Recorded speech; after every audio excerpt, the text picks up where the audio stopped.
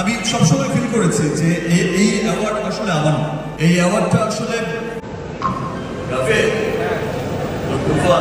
Thank you. আর আজকের এই পুরস্কারটি স্পেশালি আমার ছেলে আব্রাহাম খান জয়ের জন্য। মেরিল প্রথম আলো অনুষ্ঠানে পুরস্কার হাতে সেই পুরস্কার ডেডিকেট করলো বড় ছেলে আব্রাহাম খান জয়কে। এই বিষয় নিয়ে হত্তর সোশ্যাল মিডিয়া। ছোট ছেলেটা কোথায় গেল?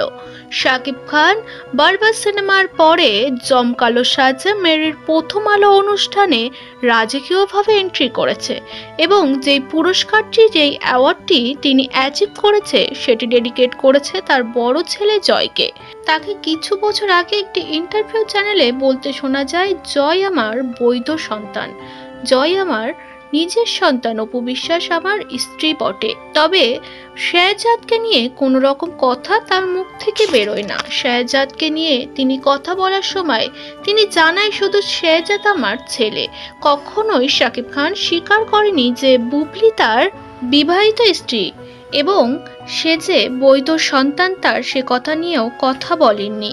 অপু বিশ্বাস যেহেতু আমার ছেলের মা, ওকে, অফকোর্স সে আমার স্ত্রীও, এবং আমার সন্তানের মা হিসেবে তো তার অবস্থানটা অনেক উপরে, বিকজ আই লাভ মাই সন।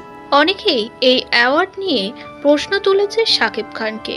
কেউ কেউ কমেন্ট সেকশনে জানিয়েছে, আপনার তাহলে কি বীর নিজের সন্তান না, নাকি বীর অবৈধ সন্তান? কারণ আপনি বারবার সকলকে জানান যে অপু বিশ্বাস আমার স্ত্রী, বুবলি আমার শুধু সন্তানের মা।